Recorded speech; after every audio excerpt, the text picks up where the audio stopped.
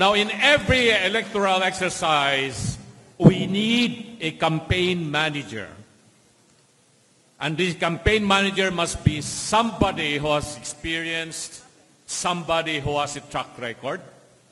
I so move for our very own president of the party, Senator Robin Hood Padilla, to be the campaign manager of the party for purposes of the senatorial elections in 2025.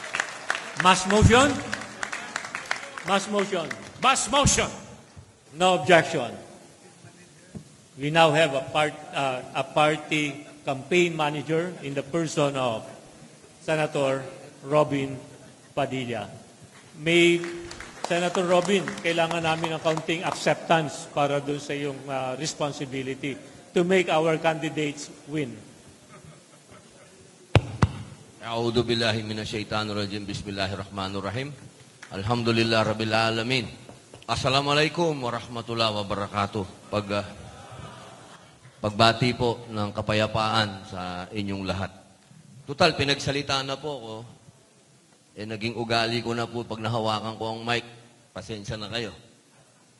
Una po sa lahat, nagpapasalamat po ako sa lahat po ng dumalo ngayong gabi, sa lahat po ng ating miyembro, sa lahat po ng ating mga opisyal.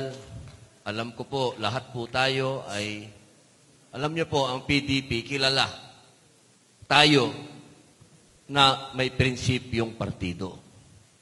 At kapag may prinsipyo ang partido, ibig sabihin, lahat tayo dumating dito ng KKB.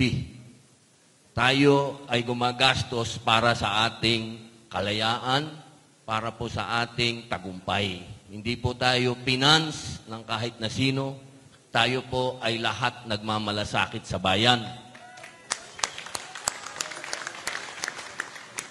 Kaya ko po nasabi yan, pagkabanggit po ng ating mga namumuno na tayo na po ang nahirang na campaign manager, binulungan po ako kagad ni Senator Bato.